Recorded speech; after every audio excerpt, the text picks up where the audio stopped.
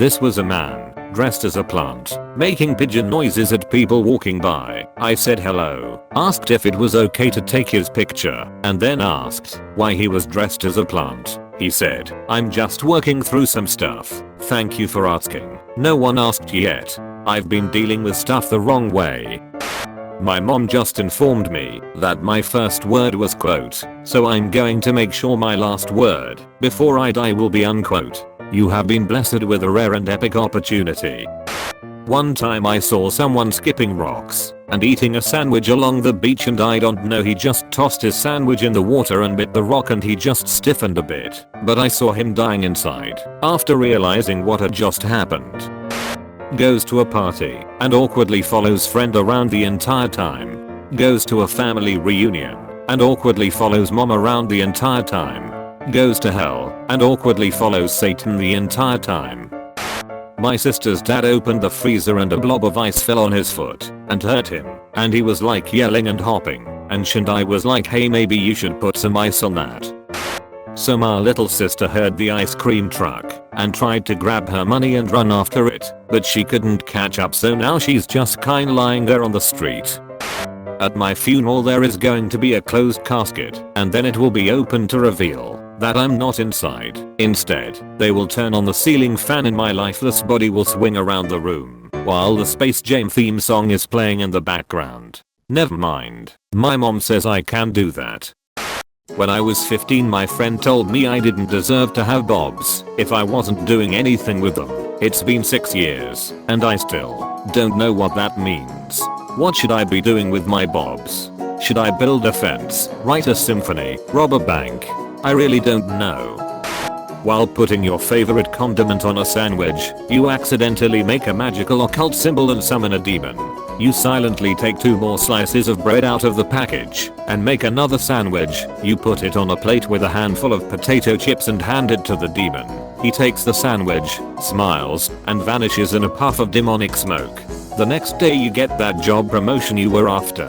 There was no contract, no word spoken, you owe nothing, but every now and then, another demon pops in for lunch. Demons don't often get homemade sandwiches. So we have an Italian exchange student at our school, and he and I were hanging out, and he saw a pony, and he tried to show me, but he didn't know what it was called, so he just pointed at it and said, "Look, the compressed horse." And then he just grinned at his complete understanding of the English language.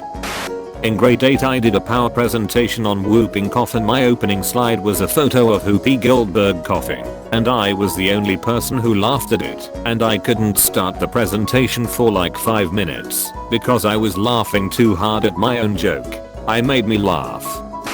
My brother's friend was starting to apply for colleges, and one of the colleges he applied to required a 3-page essay explaining what daring meant to them. So being the clever person he was, on each page he wrote one word with huge font. This is daring. And he later got accepted. Memory. In the 7th grade I met a guy, and I forget exactly how, but I came to the conclusion that his name was Steve. So every time I saw him, I called him Steve, and he responded to it. So this just reinforced the idea that he was Steve. Then on the last day of school, I went to say goodbye to him because his family was moving out of state. I said something like, "Bye Steve," and he responded with, "Bye, my name's Michael," and I never saw him again. Today someone came into the cafeteria and yelled there are free bagels in the student center, but they are running out. I stood up immediately and just ran. Apparently half the cafeteria had the same idea, because soon I was sprinting alongside 100 college students desperately making their way across campus in the name of free bagels. God bless. I was standing on the bus back from uni and the driver suddenly braked really hard and this girl like flew across the bus and somehow I caught her, and without thinking I said, "I think you just fell for me," and I shit not, the entire bus applauded me. News update. The girl has just added me on Facebook. Dude, you got mad game. In 7th grade I went to see a movie with a boy, and in the middle of it, he was like, "Do you wanna kiss?" And I was like, "Excuse me," and he pulled a bag of Hershey's Kisses out of his coat. Do you realize what a good backup plan that is? The year is 2053. A girl lays on her bed wearing vintage Ugg boots. I was born in the wrong generation. She sighs as she listens to Taylor Swift and cries over a One Direction poster. Some kids are actually gonna be like this. You do realize that? This terrifies me. Whenever I'm sad I just think about how the Welsh word for microwave is pop-teeping. That helps. In 8th grade we thought it would be funny to scare our algebra teacher, so when she was writing on the board we all put on Dora masks, and when she turned around she screamed, "You all are the spawn of Satan."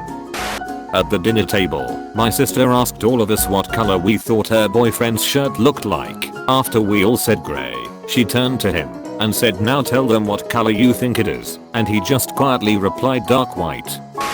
The other day we were discussing dating, and this one dude was like, "I don't see the big deal, why can't people just ask people out without all the fuss?" And another guy was like, "Well, you get nervous and you get butterflies in your stomach, yeah, no." And the first dude looked the other dude straight in the eye and said, "Digest them." My cousin got hit by a truck. He's fine, nothing broken, but he has the sickest bruise ever. Like, holy sh, you can see the outline of his muscles and bones on his chest. This thing is awesome. I told him he should get it tatted to always remember that he survived getting hit by a truck, lol. I just heard the most intense scream in my kitchen, so I got up to see what was wrong, and my 11-year-old sister was on the floor cuddling a bag of potato chips, and I said, "Dude, what's wrong?" And she yelled, "They're stale. Why does the world hate me? I have done nothing to deserve this." Is that a watermelon on the floor? No, it's a sister, OMG, don't be so rude. So there's only one channel in this motel. This morning while I was getting ready I was watching Sesame Street. They were doing this bit where some clown was trying to wash his hands but kept washing his feet or his elbows, and Elmo would go, "No, Mr. Noodle, your hands," and all the TV kids would laugh. Around the 4th or 5th time he couldn't find his hands, I heard a grown man yelled from somewhere else in the motel, "God damn it, Mr. Noodle." I heard a dog bark today, and I barked back, and it replied the exact same way, and we went back and forth until my friend told me that it was just my voice echoing, and I had been barking by myself for 5 minutes straight. But who barked the first time? The Twilight Zone. 2 bald eagles in air battle crash landed airport. Dude, these 2 eagles were fighting mid-air and got stuck.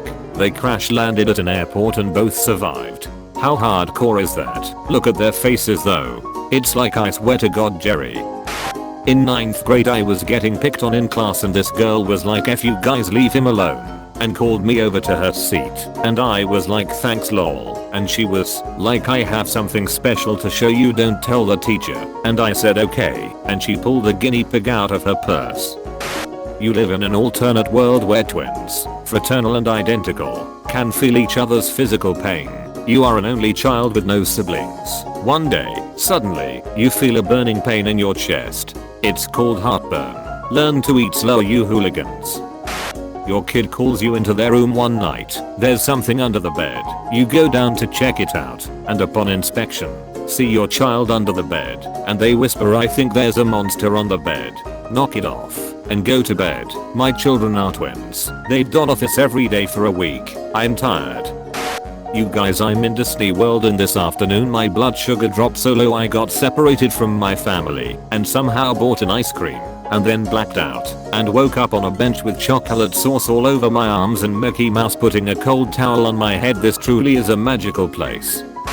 I overheard the most hilarious conversation this week. There was a young couple at the library, and the father is reading their 4-ish-year-old son a Dr. Seuss book, very animated, doing all sorts of voices. The mother is sitting to the side, reading her own big thick book.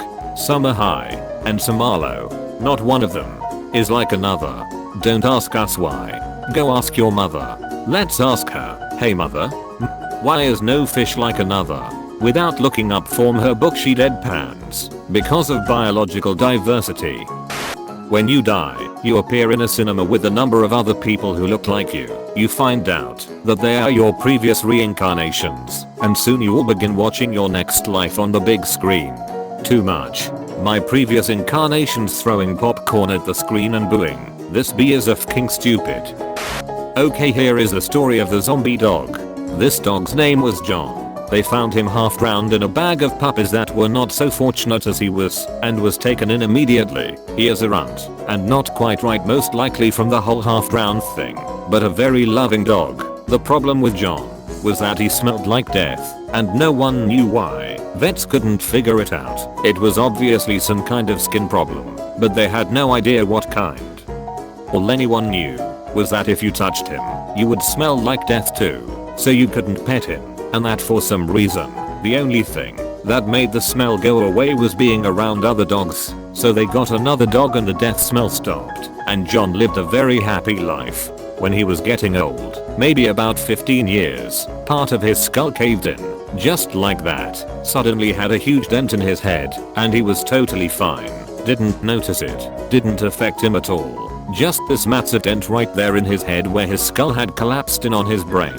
And he was still the happiest and most loving dog. The skull cave-in, for whatever reason, caused the ear on that side of heads to just fall off entirely. But again, perfectly happy dog who did not know he was down an ear and a fully formed skull. They took him to the vet, thinking maybe they should put him down. I mean, wouldn't you think so? But the vet said that the dog was eating and popping and happy, so there was no reason to put him down, so they didn't. But that's not even the weird part. The weird part is the area of the brain that got caved in on was apparently the area that registers pain. So this one-eared, collapsed skull dog Cal no longer feel any pain. He got old, his joints got stiff, his teeth rotted out of his head, his tongue hung out of his mouth, and got black and hard. And he felt none of it. In fact, he was happier than he'd ever been, feeling no pain. And the fact that he didn't feel how much he was falling apart somehow made him live until he was 23. That's right, the collapsed skull, one-eared, zero teeth, smells like literal death when a lone dog lived to be 23 years old. They used to joke that he'd been dead for years, but was too stupid to realize it yet. And that's the story about the literal zombie dog my friend's family owned.